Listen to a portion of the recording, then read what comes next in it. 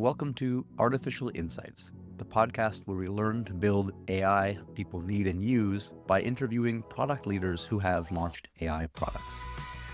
I'm your host, Daniel Maneri, and today I'm joined by Peter Carr from the University of Waterloo. At the University of Waterloo, Peter works with the Department of Management Sciences as well as the Conrad School of Entrepreneurship and Business. And across those functions, he's worked with dozens, possibly more, of businesses and helped them adapt to this fourth industrial revolution that we are experiencing now. Peter, could you introduce yourself to our audience? Sure. My name is Peter Carr. I'm an associate professor at the University of Waterloo in the Department of Management Sciences, which is part of the Faculty of Engineering. I am also the author and instructor for the Digital Transformation Program that we've offered for the past couple of years now from WattSpeed at the University of Waterloo. And so I work with a lot of companies around what they're doing around digital transformation. The focus of what I do is really on achieving results, on making change successful that involves technology, including, of course, artificial intelligence. That's really what I'm concerned with. We know that 70% of technology projects fail.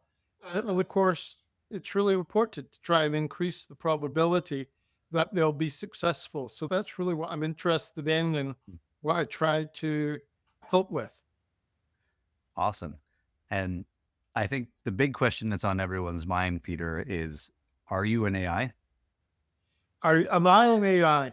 No, but apparently I'm going to be. Waterloo are creating some material for courses which will involve an avatar or an AI version of me as part of their experimentation with this technology. So it will be with some trepidation that I engage in this activity. I have no idea what it's going to look like yet, but it should be interesting, and hopefully we'll have value too. Yeah. So that'll help teach the courses in some way. Yeah, I think so. Answer student questions perhaps and present material. We're in a really early stage. I mean, I'd be wrong to suggest that this is something that is going to be a significant part of something the students might see in the near future. But I think we're going to try it as we should. Yeah, that's very neat. And this would be potentially an example of a digital transformation and a project that might go nowhere, might go somewhere.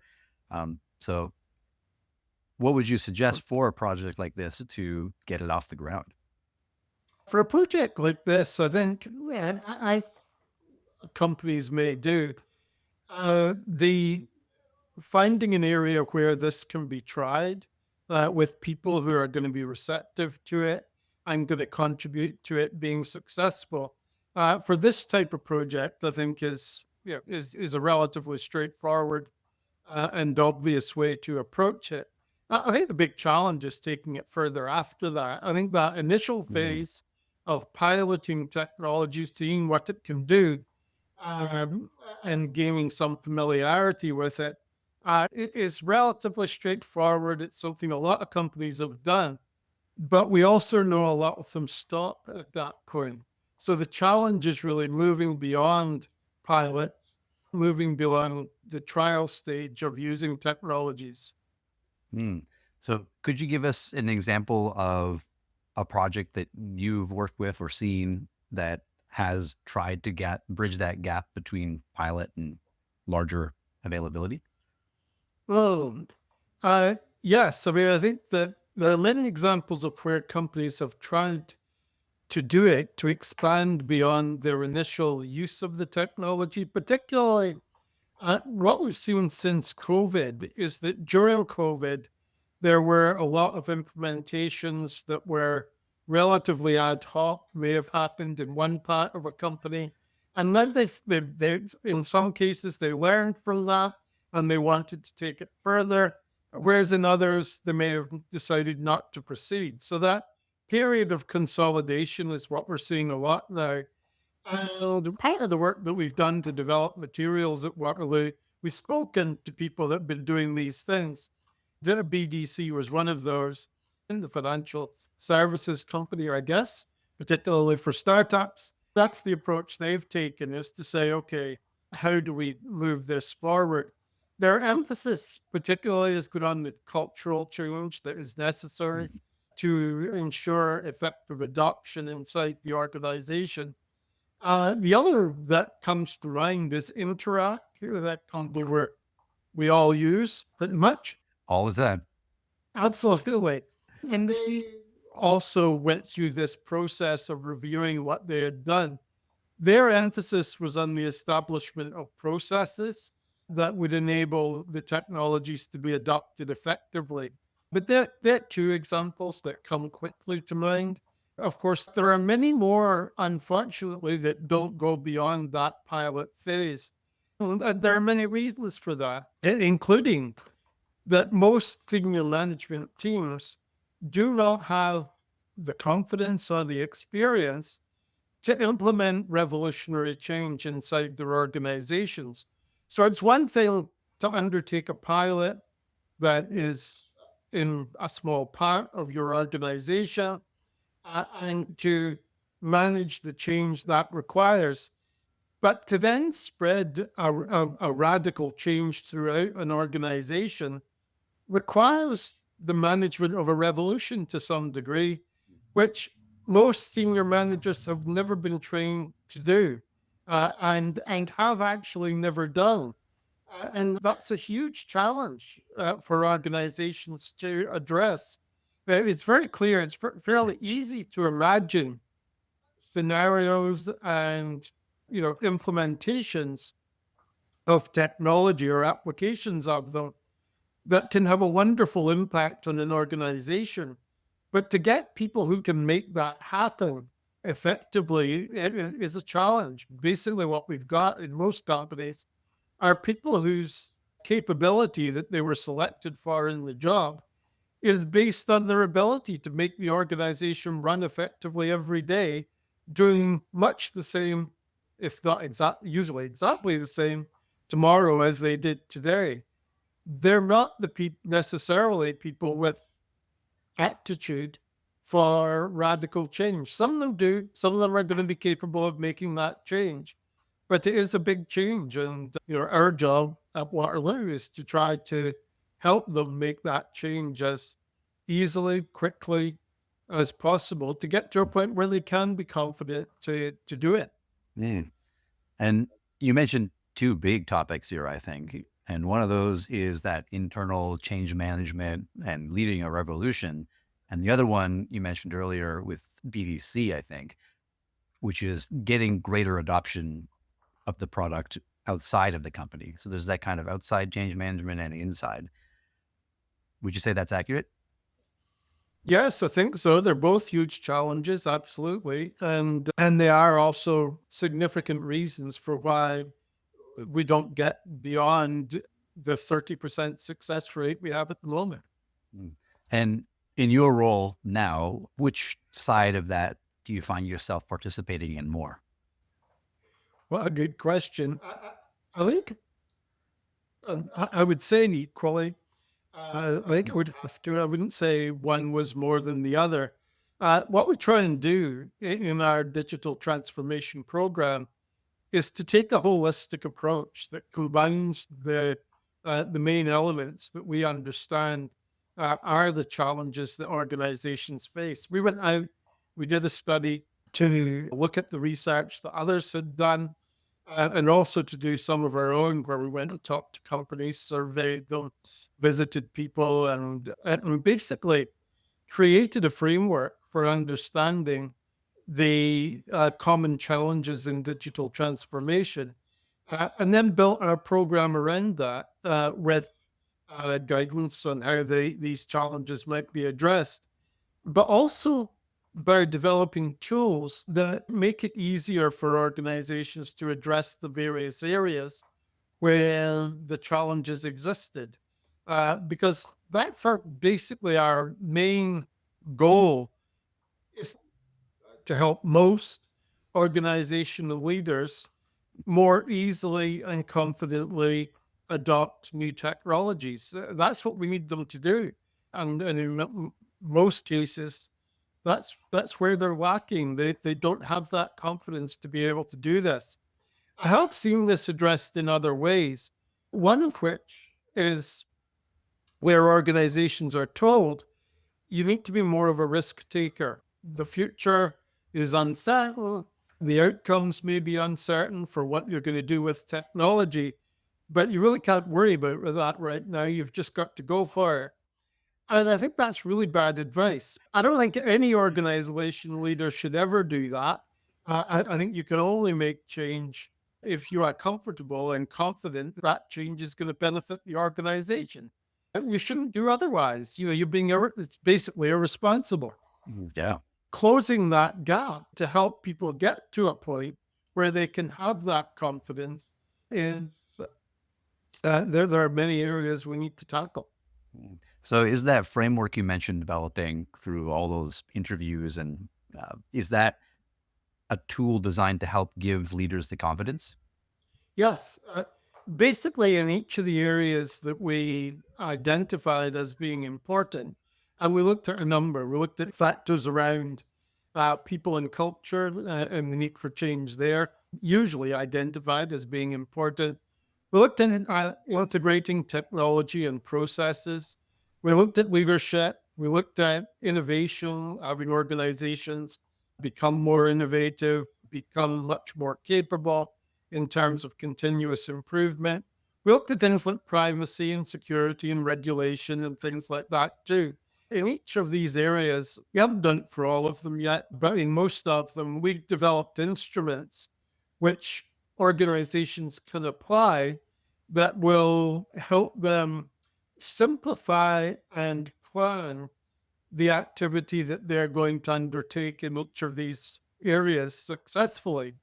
One of the things that we've emphasized in the development and selection of tools is that they should be tools that enable collaboration within the organization so that the integration that's necessary of activity in all of the areas I've just mentioned and more can happen effectively and happen easily.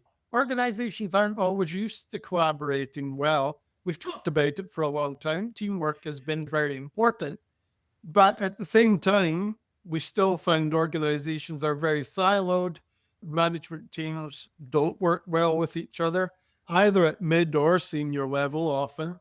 Then often there's a culture of competition, and this is not good. So it's enabling organizations to get to a point where they can behave in the ways that are necessary for digital transformation to be successful. I've definitely worked at even small companies that would have problems collaborating on something. So that sounds super useful. And just at a high level, could you outline the components of the framework? Yeah, fairly simply, we found a large number of areas, but we categorized those into four main areas, and they were, I think, people and culture, technology and process integration, moving the needle on innovation, we called it, which combined innovation, leadership, and continuous improvement. And then privacy, security, and regulation, which are always important and are likely to become more important because we are seeing more regulation taking place. We're seeing more concerns about privacy and security. So those are the main categories. One thing I should emphasize about the categories, though, is that we did have some items that we've included in categories where the inclusion may be a little bit of a stretch. So, if you feel something was excluded, that we've not considered something because it wouldn't easily fit in one of the categories, there's a fair chance it's there somewhere. Yes, all frameworks have their limitations, but it's very helpful to use them to talk at a high level. And you're targeting executives primarily. And so in that case, could you tell us a bit about a time where a company had to change internally in order to implement something in AI or a new type of technology like that, and you use this framework?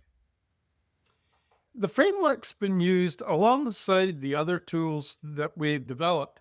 One of the tools that the people who are in the program at the moment are using is our roadmap integration matrix, which basically is a matrix of the categories that the main categories that we think should be included inside consideration of the roadmap that an organization is using to plan the detail of its implementation. So many companies have used that now based on their work inside the program, ranging from retail to manufacturing to banking to many others. Hmm. And are there any that you specifically advised? Yes, so as part of the program that we have, there is a consulting element to it. Hmm. So everyone who participates in our program is as part of the fees they pay receives a minimum of 1 hour of consulting time. And so I meet with the companies individually. They may include other people from their company, and we discuss the challenges they face, the work that they're doing, and try and help them do that. So basically, I work with all of the companies that we have inside our program, everything from government to manufacturing to oil and gas to mining to many different sectors. Yeah, and it's fascinating to see the challenges the different sectors face and the way that they're approaching their digital transformation activity. Uh, could you give us an example of maybe one of the more exciting ones to you personally and how that worked out? Okay. I mean, I think we see many in manufacturing. We've seen many examples of automation where they've been considering, particularly around maintenance, where they're looking at the application of AI to their maintenance activity, where I think the work that we've done with them often has been around how do you put this into practice? So it's relatively straightforward to imagine that, or to achieve a situation where you're gathering lots of data from your equipment and you want to implement a preventative maintenance program. But it's another one to put that into practice. How do you change from being a firefighting type of maintenance operation where you're responding when things go wrong to one where your resources are moved over to preventative? That's often a huge struggle. Partly, it may require changes in the roles of the people in maintenance and the work we'll need to do to make that transition. But it's also around what do you do when fires break out, during that transitory period, and how do you ensure you've got the resources you need to be able to make that change? It would be nice to be able to imagine that you could reduce the amount of resources you've got allocated to maintenance because you've implemented a good preventative program. But the reality is that's often not the case. Certainly through the transition period, you may require additional resources, and there are difficult decisions to be made around about these things. So that's an example of a real world challenge that exists from the application of AI. I think more broadly, the application of AI to process improvement has huge potential and will enable operations to be transformed. But at the same time, having the resources to be able to make that happen. It's one thing to be able to understand your world and your company better through the information that you'll gain from AI, but quite another to implement the decisions that follow from that. That's often much more Mhm. difficult than simply getting the advice. Organizations have lots of advice already around things that they could improve. The question is always around the resources and the allocation of time that are necessary in order to actually make the changes. Mm. And that that's the type of challenge we often have to deal with. I think you said something there that was beautiful, actually, because taking AI as a means to then think of, I'm not just fighting fires, I am using AI to look ahead and be proactive. And I feel like AI is a unique tool in that way because it'll try and give you information about what might happen. And thinking of that as what I hear and from people sometimes is that AI is just, it solves things. But what you've explained is it doesn't just solve something, it gives you a new capability. It shifts your focus from now to the future. And that transition period is difficult. It probably takes more resources. It probably takes upskilling. It probably takes even deciding at an executive level, is this the advice that I want to listen to now? Is it something I want to act on? So I think there are maybe two big topics in there. And one is that AI is not taking my jobs. Probably if I'm a maintenance guy, I can do something that's still needed and useful. It might be different, but it's still a maintenance role. And then that, how do I, as an executive, make a decision that this is a project I should pursue now? I'd love to hear about those. Yeah, you mentioned a number of things there. The question of AI and jobs, I think, is obviously important and is one that many people are worried about. But I've dealt with technological change and jobs for a very long time, particularly dealt with it when we're moving into an era where there was more robotics, electronics, hydraulics, pneumatics, and computer controlled equipment a long time ago. And at that time, the argument with workers around this really has two possibilities. One is resist and hope that it won't happen. And of course, that is completely unrealistic. It is going to happen. If it doesn't happen in your company, it's going to happen in another one, and your company will not compete and you will lose your job. No question. That is the unfortunate, perhaps, truth. On the other side of that, there is the possibility of adapting, gaining the skills that the new technologies require, understanding how your job can change and the type of role you can play in the future. And that may be within your own company, it may be somewhere else. But that is as far as advice for workers is concerned, that is the best, for me, I think is the best advice. It is the future is changing and your ability to adapt to that and take advantage of it is how you're going to survive. There isn't another option. As hard as that might sound, there really isn't another option.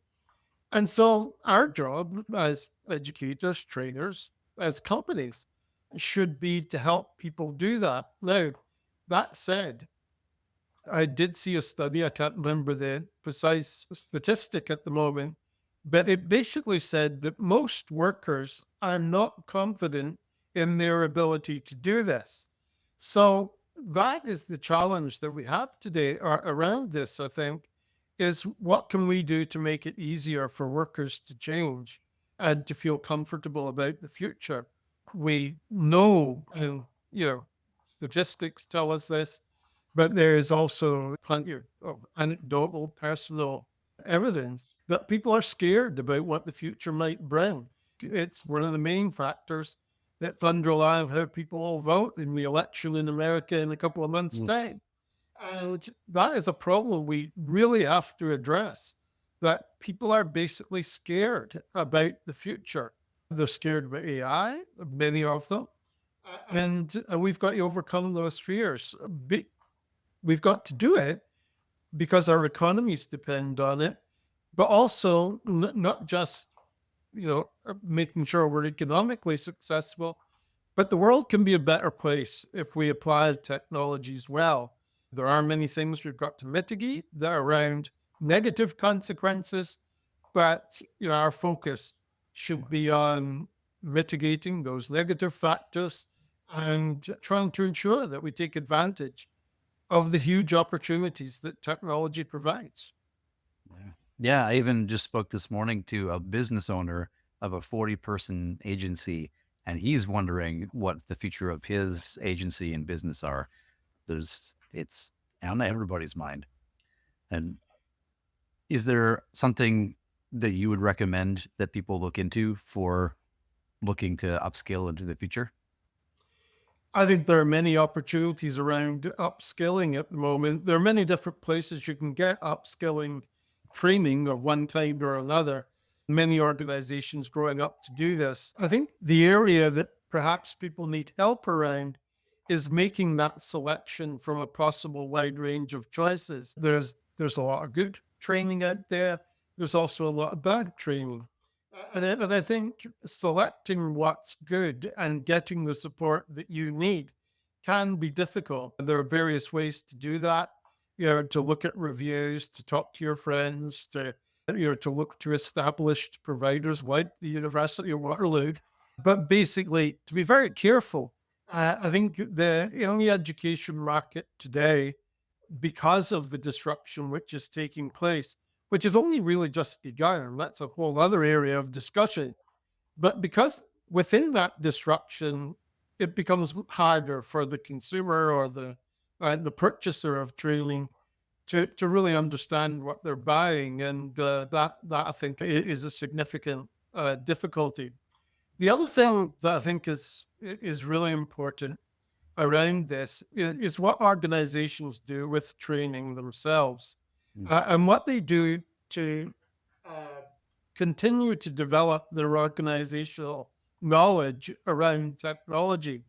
Right. I think this has come to the fore as an issue, I think, partly around AI, and where we talk to so many organizations. I do, you probably do too, Daniel, where people are saying we've got to get on board with AI.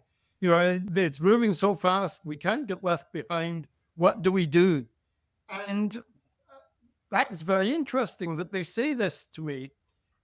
The reason I think it's interesting is that in an ideal world, organizations would have their radar, or whatever you want to call it, where they were monitoring developments in their world and being ready for them.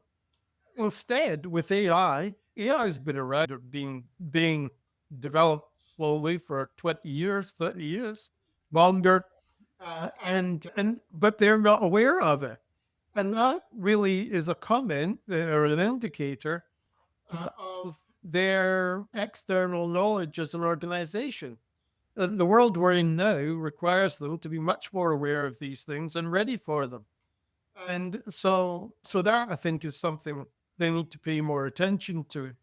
But there's also the continuous within them. If they were aware of the way the world is changing quickly, that would result, and if they deal with it well, in the development of their employees in response to this, which requires that training will be a much more important element in what they do than it is today. People in the future, beyond the fourth industrial revolution, which we're in now, one of the characteristics of that revolution is that skills will change more quickly, technology will change more quickly, and people can't stay the same while that happens. They've got to change with it.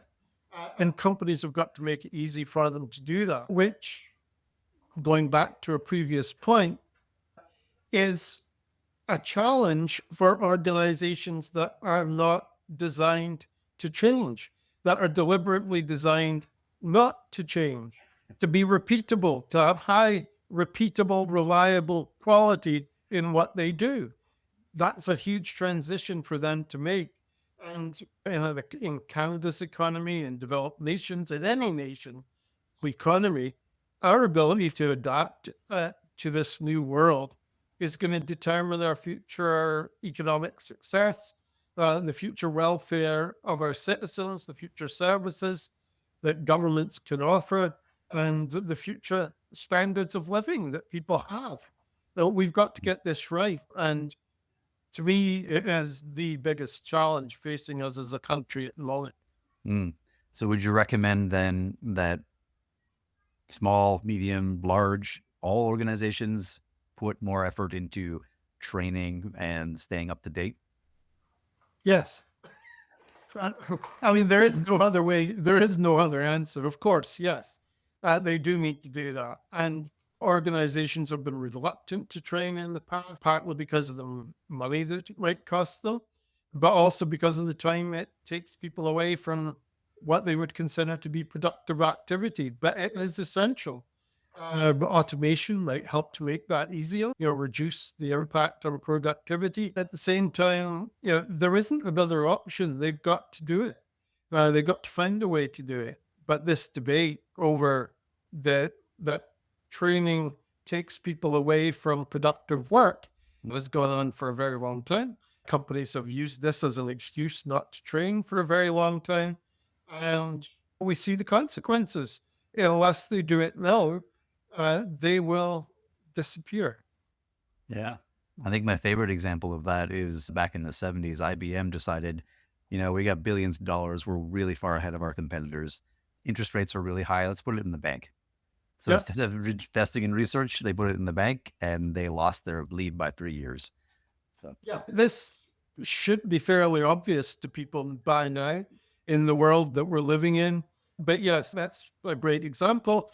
And we know from research that's been done, fairly widely established, that when things get tough, when the economy declines or is not so strong, one of the first things organizations cut back on is research and training. So that's the wrong time to do that. I want to go back to the other part that I mentioned before about how executives can make sense of which signals they should be paying attention to. Because, like you mentioned, there's always been opportunity for training, but when you've got a potential project using AI, process improvement, or something new, what advice would you give someone who needs to make sense of the noise? I guess there are two parts to the answer. One is having that external view is very important to know what's going on in your environment, because that's going to inform your priorities as far as technology is concerned. What are the things that your competitors are doing? What is happening inside your market? What's happening with your customers? And then more broadly, what's happening with the world? There are many instruments. We use some of them in our programming, which are standard tools for analyzing the external environment to a company. They'd be included in SWOT analysis and other things. But also, of course, your internal capabilities are going to influence your selection as well. But basically, it's your business plan and your strategic objectives based on your analysis are what are going to inform your technology decisions. Time and time again, this doesn't happen within organizations. I see example after example of companies that have said, oh, we've got this good idea for this technology, which is going to improve productivity. And it will. Their idea, if successfully implemented, will improve their productivity, but it's not got anything to do with their future strategic development as an organization and with what's happening in their market and what should be most important to them. So this question of what is most important, it really has to include a strong business element. But then this raises other questions, including how do we effectively combine the business and technology parts of the organization, the business people, the tech people? How do we put them together? That question I've been dealing with for at least 30 years. Has been a topic of discussion around how do we effectively combine technology and the business? I love that question. Yes, well, I mean, it never goes away. I mean, and there is no simple, there is no quick answer to it. I think often when we discuss this question, people would like an answer which says, there's an easy way to do this. There isn't. The only way to do it is there are a few elements.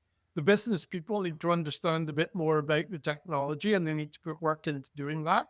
The tech people need to do the other side of that and learn more about business. And then they have to be effectively combined in an organization that has good collaboration. That is all we can do. But as an organization, to enable this to happen, everything we've already talked about in terms of becoming a learning organization that is continually learning about technology. And I think the one specific piece of advice around this would be you need a plan for it. This is not going to happen automatically. You need to consciously sit down and say, this is what we're going to do this year to do this. And this is our plan going into the future. These elements will exist. Our senior management team are going to go to tech conferences, maybe. We're going to bring these people in this year. We're going to have a program of education around this. It's got to be consciously done. It's not going to happen any other way. So that's part of it. One other part that I need to include is that within organizations, one of the things I often see is technology being adopted that is not consistent with the operating model that the organization has. So there are various operating models that companies have. There are traditional ones that might often be referred to as scientific management, where they're focused particularly on minimizing cost, where there is a centralization of control, various aspects. We don't need to go into them now. Like an automaker. Sometimes, yes, because we also have lean, which might also be an automaker. So lean manufacturing and lean operations, they're applied in many different types, from government to McDonald's to elsewhere. But lean in another operating system model, and agile maybe being another. And often today we're seeing hybrids of agile and lean as well. What organizations do often, all too often, is they'll bring in technology that is not consistent with their operating system model. So this creates problems. We were more concerned about operating system models before the rise of the presence of technology within decision-making on companies, or within consideration of how companies would improve. That still has to be considered, operating system models, or operating models. You can call them whatever you want, but that's still important. And ensuring there's consistency there is not something that's given enough attention. We've developed a simulation teaching tool that focuses on this aspect. It's very important and needs also to be considered. Decisions around what your priorities are as far as technological change goes. So it sounds like technology has to be considered as a business priority, like a strategic priority for the business. And maybe that's different than it used to be even 10 years ago. Yes, technology is absolutely strategically important for most organizations, if not all. I think all have got to consider the impact of technology in their industry, in their business, and determine what their response should be. There may be some where the response is, okay, we've looked, we don't need to do anything. I haven't found many of those yet, but there may be some.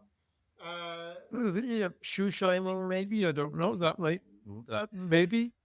But this is, in fact, with shoe shining, that would need to be considered, because shoe shiners must be impacted by the fact that people are working from home more. So there is a technological impact on that impact of technology on shoe shiners. Fair enough. That's a digression. But they've got to look at it and say, what is our response? Where do we need to go?